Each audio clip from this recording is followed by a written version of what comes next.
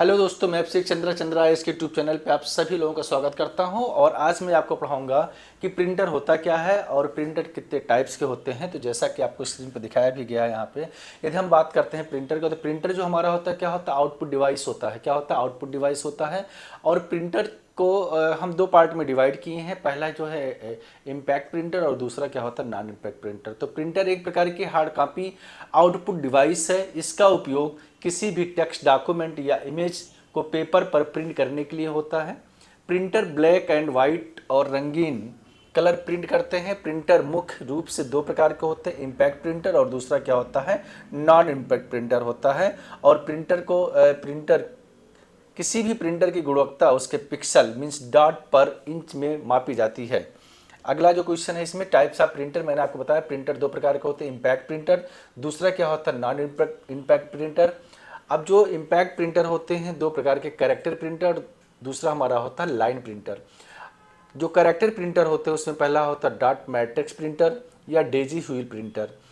Line printer में क्या होता है, ड्रम प्रिंटर, चैन प्रिंटर और बैंड प्रिंटर होता है। इंकजेट प्रिंटर की बात यदि हम करते हैं तो इसमें inkjet printer non impact printer में इंकजेट प्रिंटर हो गया, लेजर प्रिंटर हो गया और थर्मल प्रिंटर्स हो गया।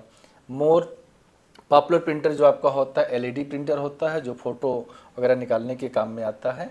उसके बाद होता है प्रिंटर के प्रकार, जैसा कि भी मैंने आपको बताया था कि जो प्रिंटर हो हमारे होते हैं दो प्रकार के। इम्पैक्ट प्रिंटर होता क्या है, छाप छोड़ने वाले कागज़ के संपर्क में आने वाले, जैसे टाइपराइटर प्रिंटिंग, ये हमारे क्या कहलाते हैं, इम्पैक्ट प्रिंटर। और नॉन इम्पैक्ट प्रिंटर क्या होते हैं, जैसा कि आपको स्क्रीन पे दिख रहा होगा कि नॉन इम्पैक्ट प्रिंटर स्प्रे करने वाले, बिना कागज़ के संपर्क में आने वाले, ये जो प्रिंटर हमारे होते हैं क्या कहलाते हैं, नॉन इम्पैक्ट प्रिंटर कहलाते हैं। करेक्टर प्रिंटर जो एक बार में एक ही अक्षर टाइप करते हैं या इम्पैक्ट प्रिंटर का उदाहरण है। डॉट मैट्रिक्स प्रिंटर, डीएमपी जिसे जो है कहते हैं शॉर्ट फॉर्म में, इसमें रिबन लगी होती है। सबसे सस्ता और सबसे ज़्यादा आवाज़ करने वाला प्रिंटर है। इस प्रकार के प्रिंटर को pin printer, impact matrix printer के रूप में भी जानते हैं। डॉट मैट्रिक्स तकनीक में स्याही इंक वाले रिबन के द्वारा चित्रों, अक्षरों व को प्रिंट किया जाता है। इम्पैक्ट प्रिंटर व करेक्टर प्रिंटर का उदाहरण है। आगे होता है डेजी व्हील प्रिंटर। इसमें क्या लगे होते हैं, पहिए लगे होते हैं। प्रिंटर में कैरेक्टर की प्रिंटिंग टाइप राइटर की तरह होती है। यह डॉट मैट्रिक्स प्रिंटर की तुलना में अधिक रेजोल्यूशन में प्रिंट करता है। जैसे आपका इसमें जो है, इधर हम बात करते हैं डेजी व्हील प्रिंटर में एक गोल चक्र होता है जो पेपर को टच करते हुए प्रिंट करता है। यह इम्पैक्ट प्रिंटर व कैरेक्टर प्रिंटर का एग्जाम्पल होता है। लाइन प्रिंटर क्या होता है, इस प्रकार के प्रिंटर के द्वारा एक बार में पूरी एक लाइन प्रिंट होती है। इसकी गति एलपीएम लाइन पर मिनट में मापी जाती है। उसके बाद होता है प्रिंटर में मैंने आपको बताया कि जो इधर हम बात करते हैं तो क्या था, पहला इम्पैक्ट प्रिंटर और दूसरा क्या था, non impact printer. Impact printer जो है तीन प्रकार के होते हैं, dot matrix printer, Daisy wheel printer, फिर आपका होगा थर्मल, इंकजेट और लेजर। आगे हम बात करते हैं यहाँ पे थर्मल प्रिंटर क्या होता है। थर्मल प्रिंटर क्या होता है, यह नॉन इम्पैक्ट प्रिंटर का एग्जाम्पल होता है जो वैक्स आधारित रिबन के जरिए अक्षर प्रिंट किया जाता है। यह प्रिंटर से किया गया प्रिंट ज़्यादा देर तक नहीं रहता, कुछ समय बाद स्वतः मिट जाता है। इस तरह की प्रिंटिंग मशीन का इस्तेमाल एटीएम, बस ticket, metro ticket, light bill, shopping mall, अन्य जगह जो है रिसिप्ट बनाने के लिए किया जाता है, जिसका यूज़ हम कम टाइम के लिए करते हैं। उसके बाद होता है इंकजेट प्रिंटर। इंकजेट प्रिंटर क्या होता है, इसमें इंक से भरी हुई कार्टेज लगी होती है, नोजल से इंक को कागज़ पर फेंका जाता है। फिर आपका होता है लेजर प्रिंट। लेजर प्रिंटर क्या होता है, लेजर प्रिंटर एक नॉन इम्पैक्ट प्रिंटर होता है जिसमें कागज़ की स्याही के स्थान पर लेजर बीम या लाइट प्रकाश का इस्तेमाल किया जाता है। इस प्रिंटर के द्वारा उच्च गुणवत्ता के अक्षर और चित्र प्रिंट किए जाते हैं। आगे होता है, यह एक पृष्ठ पर एक वर्ण बिंदु बनाने के लिए लेजर रोशनी का उपयोग करता है। यह प्रिंटर कई फॉन्ट और आकार का समर्थन करता है।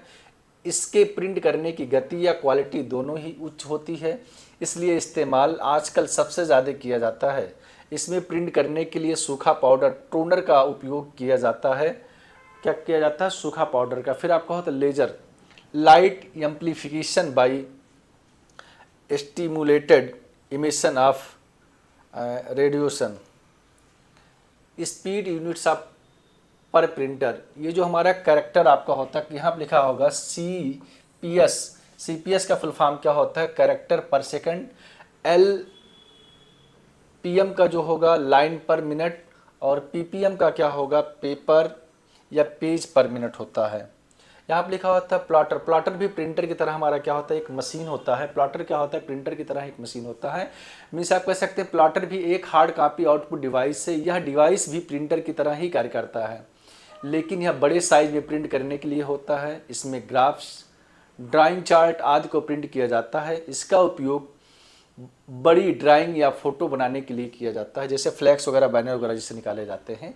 इसमें फोटो को पेन, मार्कर या पेंसिल की मदद से कागज़ पर बनाया जाता है। इसका उपयोग मानचित्र, कंस्ट्रक्शन प्लान आदि को बनाने के लिए किया जाता है।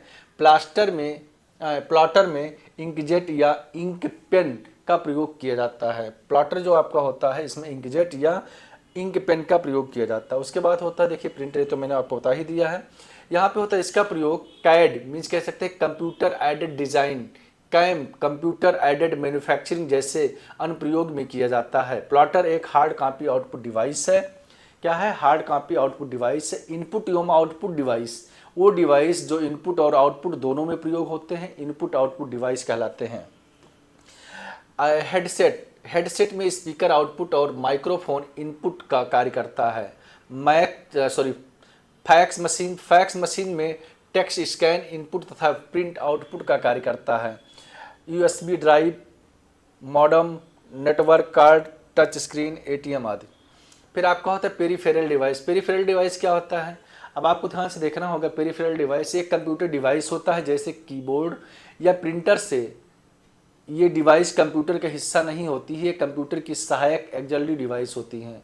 परिधीय उपकरण और गैर आवश्यक हार्डवेयर घटक हैं जो आमतौर पर सिस्टम से बनी बाहरी रूप से जुड़े होते हैं। एक पेरिफेरल डिवाइस कंप्यूटर के लिए इनपुट आउटपुट का कार्य प्रदान करता है और इसमें कंप्यूटिंग करने की क्षमता नहीं होती है। कंप्यूटिंग की क्षमता न होने के बावजूद भी ये कंप्यूटर के सहायक उपकरण के रूप में कार्य करता है। पेरिफेरल डिवाइस कई इनपुट आउटपुट के माध्यम से कंप्यूटर से जुड़ते हैं, जैसे कम्युनिकेशन मीन्स कह सकते हैं कॉम, यूनिवर्सल सीरीज बस, USB और सीरियल पोर्ट। CPU हमारा क्या होता है? सेंट्रल प्रोसेसिंग यूनिट, जिसे हम कहते हैं ब्रेन ऑफ द कंप्यूटर। ये कंप्यूटर का मुख्य भाग होता है, क्योंकि ये कंप्यूटर से अन्य सभी डिवाइस को जोड़ता है, वह सभी उपकरणों को नियंत्रित करता है। कंप्यूटर जो भी कार्य करता है वो CPU में ही होता है। इसे कंप्यूटर का दिमाग या मस्तिष्क कहा जा सकता है। आप ये भी कह सकते हैं brain of the computer. CPU को processor, micro processor, central processing unit, control unit, execute unit अन्य नामों से जाना जाता है। माइक्रो कंप्यूटर के CPU को माइक्रो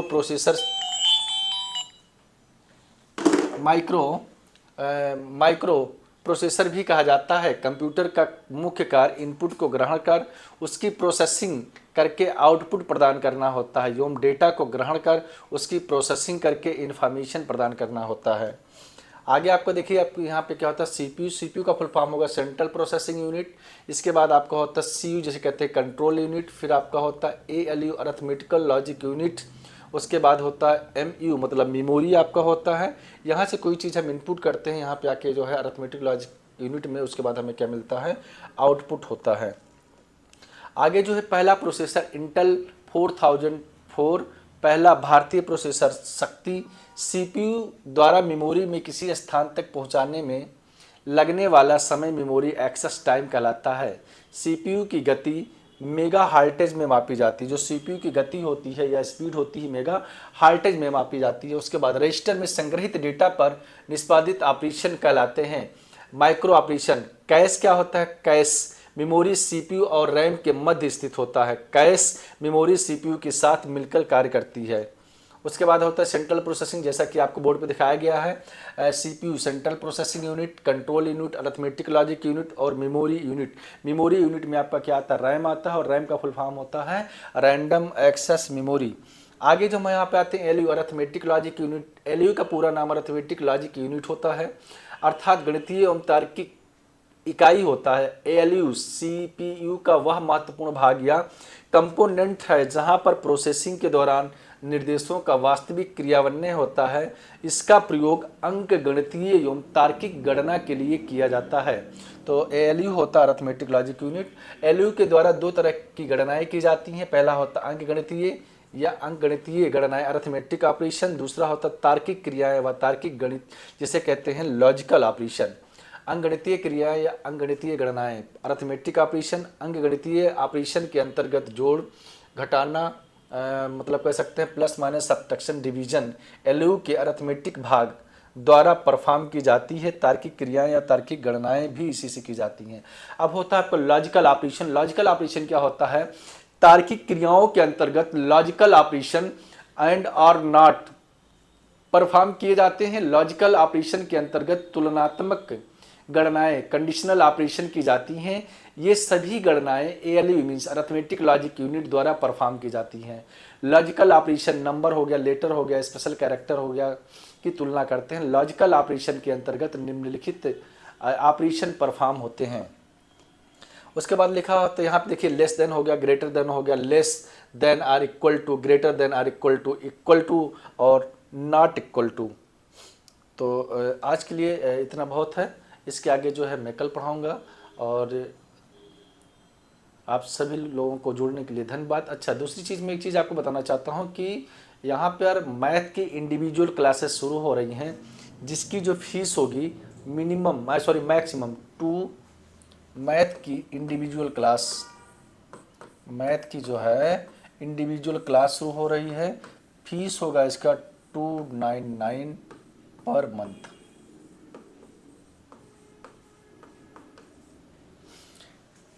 टाइमिंग आपको जो है कल बता दिया जाएगा। 3 बैच चलेंगे, 2 बैच होंगे आपके मॉर्निंग के और 1 बैच आपका होगा इवनिंग का। ठीक है, चलिए, जय हिंद, जय भारत।